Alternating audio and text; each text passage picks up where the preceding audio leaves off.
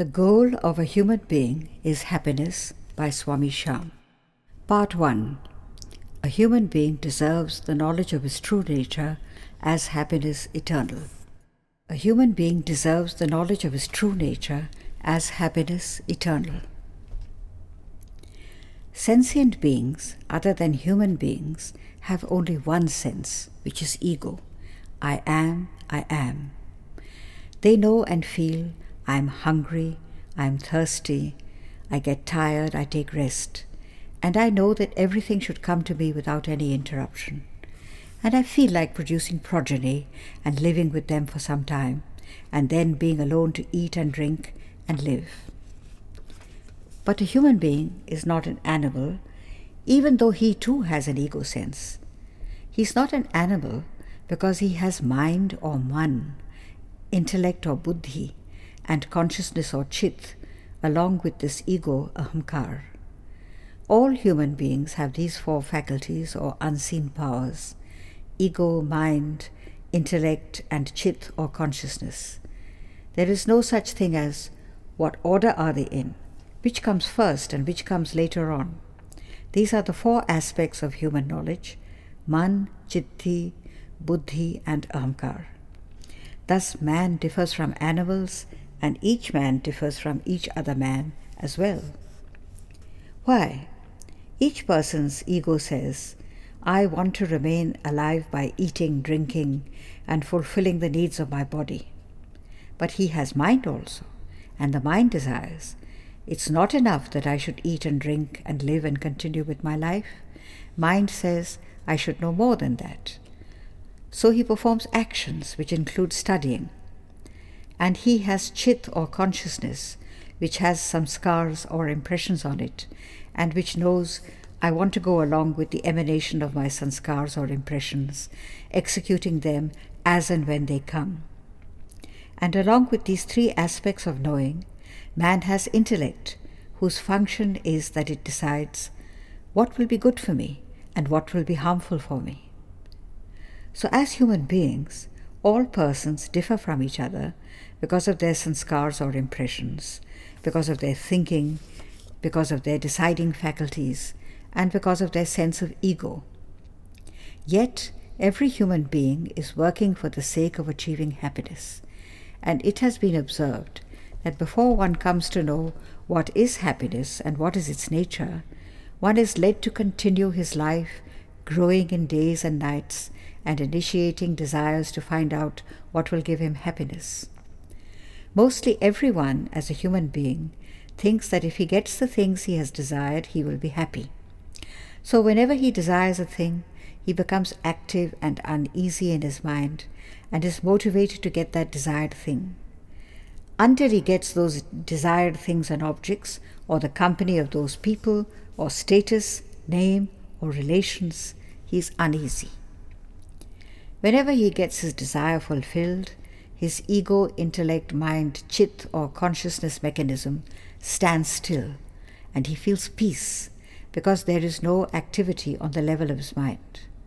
At that moment, he experiences the feelings or sense of happiness, and he immediately decides that those desires, when fulfilled, gave him happiness. But soon he finds that another desire has come. Then naturally, according to his concept ideal or his accepted view regarding his happiness, he again rushes towards finding the desired thing. He forgets what his first desire was and where his sense of happiness has gone. He just feels that he is uneasy and he wants to achieve the sense of happiness again. And he gets that thing, but sooner or later, another desire appears. So man becomes firmly established in his mind's knowledge that his happiness is dependent on the things that fulfill his desire. Thus not only is he dependent on things, he is dependent on his desire. And desire cannot come without the mind, which knows what things are, where they are available, and where the senses are to be directed. So he is dependent on mind as well. In due course of time, in his grown-up life, he becomes solidly fixed in his view that things, desire, and his mind give happiness to his I. He keeps following this knowledge every day, every month, year after year. This becomes his way of life. And he is not able to know that if desires give him satisfaction or happiness, then he should have been satisfied during these years.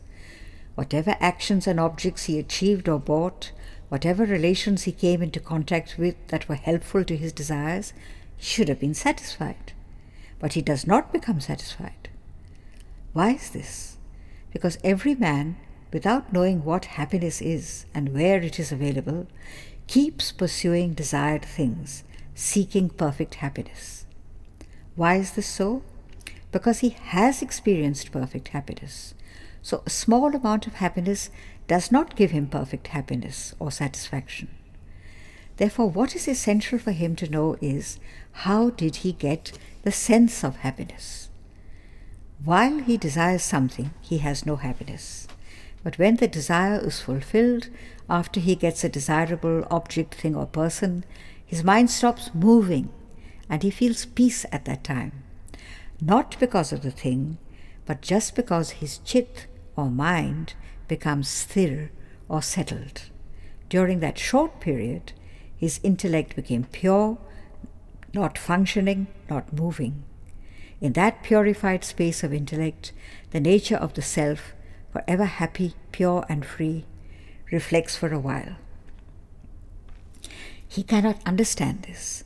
Therefore, according to his understanding, he attributes the sense of happiness to the things or desires of his mind, as in this example, which is not good even to read, but you are aware. A dog picks up a bone, takes it in his mouth, goes to a place where he will not be interrupted, takes the bone in 2 paws, and begins to munch. He enjoys because he feels that the bone is giving him some taste. But as human beings, we know that the dog has mistakenly, with his illusory consciousness, thought that the bone had taste in it, whereas his jaws are bleeding. So he's busy feeling happy because he knows that his desire and the bone are giving him satisfaction because his desire is fulfilled. And he concludes that when his tongue tastes his own blood, he is becoming healthy. But a human being is not a dog, and he is not supposed to have such an understanding and to follow or initiate a desire for opium or liquor, smoke, poisonous drink or nicotine. People feel that they are getting happiness from these things, even from the oft-repeated marriages or acts of marriage, producing children one after the other. They conclude that they are getting happiness, and they expect others who have not yet initiated such desires to start enjoying these things. And a couple of friends do get swayed by their persuasion, and they eat opium. And though they have no habit of their own, they die. So through all the things that are changing and dying, the human being who does not have the knowledge of what happiness is and where it is found is socially driven towards the graveyard. He experiences that he gets happiness when his desire is fulfilled, but what happens at that time? He should use his advanced intellect to know that when his mind is settled, there is no desire. At that moment, he is experiencing the space of his self, which is his true nature, the blissful one, pure and free, which he has forgotten by birth. So if one wants to experience happiness daily, he has to practice meditation, because in meditation there is no activity of the senses or even of the body. Rather, it is settled. The whole mechanism is settled, and the person is meeting with closed eyes his own self-space or Shyam space. The nature of that self-space is perfect happiness, perfect knowledge, perfect devotion, perfect joy, and a sense of freedom from ignorance of the illusory thinking of a dog or an untrained human being. He should practice daily, even for a few minutes, because the human nervous system is trigunatmak, which means that it is made of the 3 gunas or powers of Prakriti or nature, and they keep the mind moving. Thus no human being can ever attain the state of happiness in the waking state.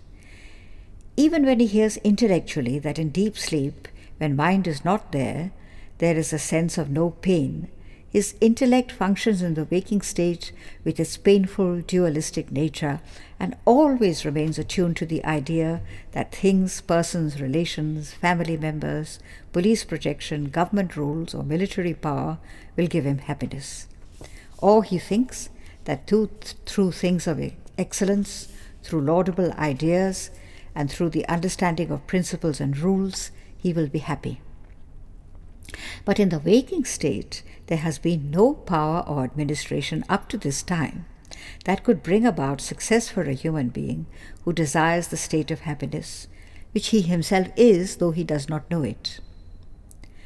Guruji, in line with all the masters of awareness, says that if your mind remains tuned in for a while to your own source, the unchanging being, the self, Shyam space, the non-existing self, which is you, who is called God and is present 24 hours within you, if you have even 7 to 10 minutes in meditation, you will realize your true nature. Your ego, intellect, mind, chit, or functioning consciousness does not reach there. Thus it is the forever pure transcendent reality. It is not your fault that born as a human being, you have forgotten it. It would be the fault and negligence of the person with master awareness who has not given you the information of your true nature and its whereabouts and how to find it. The technique of finding it is: close your eyes daily for 10 minutes. Watch the space. Remain the witness self and know that this is what you are. To attain this, you are born as a human being with a body form changing moment to moment. But Guruji says that you are the one who is to be known as the knower, watcher, seer, pure, free forever. You are the one who is the nature of God, part of God, or the whole of God, goodness, unchanging, unborn, immortal, blissful. Amaram Ham, Maduram Ham.